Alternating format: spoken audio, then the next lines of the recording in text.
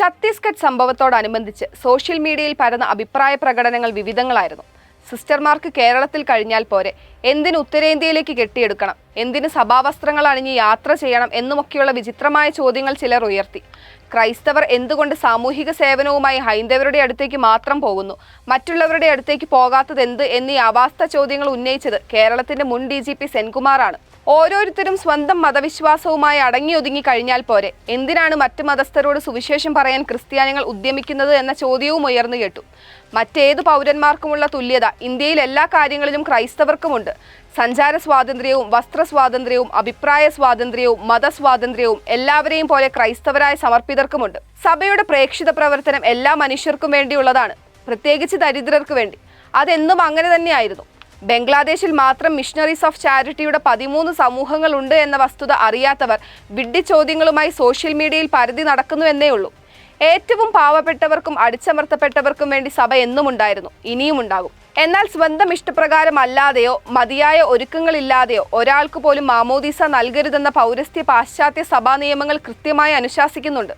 ക്രൈസ്തവ ജീവിതം കൊണ്ടും വാക്കുകൾ കൊണ്ടും ശുശ്രൂഷകൾ കൊണ്ടും സുവിശേഷം പ്രഘോഷിക്കുക എന്നത് സഭയുടെ അടിസ്ഥാന ധർമ്മമാണ്. അതില്ലെങ്കിൽ സഭയില്ല എന്ന് പറയാൻ തക്കവിധം അത്രയ്ക്ക് മർമ്മപ്രധാനമാണ് പ്രേഷിതത്വം. അതുകൊണ്ട് ആരൊക്കെ ഏത് വിധത്തിലൊക്കെ എതിർത്താലും സഭ സുവിശേഷ പ്രഘോഷണം തുടരും.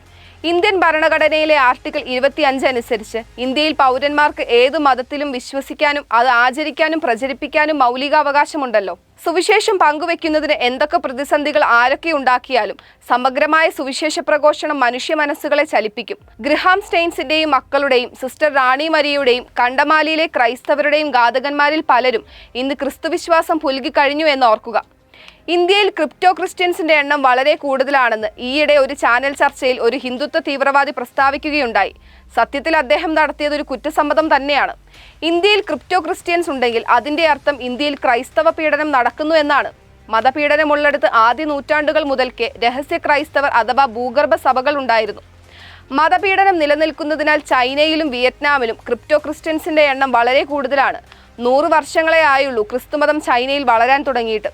2018 സർക്കാർ കണക്കനുസരിച്ച് അവിടെ 4.4 കോടി ക്രൈസ്തവരുണ്ട്, 3.8 കോടി പ്രൊട്ടസ്റ്റന്റുകാരും 60 ലക്ഷം കത്തോലിക്കരും. ഇന്ത്യയിലേത് വെറും 3.5 കോടിയാണെന്ന് ഓർക്കുക. ക്രൈസ്തവ മിഷണറിമാർ ഭാരതത്തിലെമ്പാടും നടത്തിക്കൊണ്ടിരിക്കുന്ന നിശബ്ദ വിപ്ലവം വിദ്യാഭ്യാസമാണ്. സുവിശേഷ വെളിച്ചം മറ്റു പലയിടത്തും എന്നതുപോലെ ഇന്ത്യയിലും ചിന്താതെളിച്ചമായി മാറുന്നു. അധസ്ഥിതരുടെ സ്വയം മതിപ്പിനും ആത്മവിശ്വാസത്തിനും ഉന്നമനത്തിനും അത് കാരണമാകുന്നു. അതവരെ അടിമകളാക്കി വെച്ചിരിക്കുന്ന ഭൂവുടമകളായ സവർണരുടെ മേൽക്കൊയ്മയ്ക്കും ആർത്തിക്കും അനീതിക്കും വിഘാതം സൃഷ്ടിക്കുന്നു. അങ്ങനെ സവർണരായ ജന്മീന്ദർമാരുടെ അപ്രീതിക്ക് പാത്രമായ മിഷണറിമാർക്കെതിരെ ആദ്യമാദ്യം ഭീഷണിയും ശാരീരിക ആക്രമണവും നടത്തിയിരുന്നവർ പിന്നീട് മതപരിവർത്തന നിരോധന നിയമത്തിന്റെ സ്ഥിരം പ്രയോജകരായി മാറിയിരിക്കുന്നു. അവരുടെ കൗശലമാർന്ന ദുരുപയോഗം മൂലം ഈ നിയമം പ്രയോഗത്തിൽ സ്വന്തം മതം പ്രചരിപ്പിക്കാൻ പൗരന്മാർക്ക് അവകാശം നൽകുന്ന ഭരണഘടനയുടെ 25-ാം ആർട്ടിക്കിളിന് വിരുദ്ധമായി മാറുകയായിരുന്നു. എന്നു മാത്രമല്ല, ന്യൂനപക്ഷത്തിൽപ്പെട്ടവർക്കെതിരെ എപ്പോഴും സുഗമമായി ഉപയോഗിക്കാവുന്ന ഒരു ആയുധമായും നിക്ഷിപ്ത താൽപര്യക്കാരുടെ കയ്യിൽ ആ നിയമം മാറി. എന്നാൽ 10ലേറെ സംസ്ഥാനങ്ങളിൽ ഈ കിരാതന നിയമം പാസ്സാവുകയും അതിന്റെ ദുരുപയോഗം പല വിധത്തിൽ പ്രകടമാകുകയും ചെയ്തപ്പോഴും ഉത്തരവാദിത്വമുള്ള ക്രൈസ്തവ സഭാ സമിതികൾ ഈ നിയമത്തെ കോടതിയിൽ ചോദ്യം ചെയ്യാൻ തുനിഞ്ഞില്ല എന്നതാണ് ഏറ്റവും അതിശയകരമായ വസ്തുത. അങ്ങനെ നിയമത്തിന്റെ ദുരുപയോഗത്തിന് മുന്നിൽ ക്രൈസ്തവർ കുറ്റകരമായ നിസ്സംഗത പാലിച്ചതാണ് ഇന്ന് ഹിന്ദുത്വ ശക്തികൾക്ക് ബലമായി മാറിയിട്ടുള്ളത്. കുറ്റകരമായ ഈ മൗനം സഭാ നേതൃത്വം വെടിയണം. വിവേകമെന്ന മൗലിക പുണ്യം ധൈര്യമെന്ന മൗലിക പുണ്യത്തിന് ഒരിക്കലും വിരുദ്ധമല്ല എന്നും ഭീരുത്വവും ഭയവും സുവിശേഷത്തിന് വിരുദ്ധമാണെന്നും ഓർക്കണം.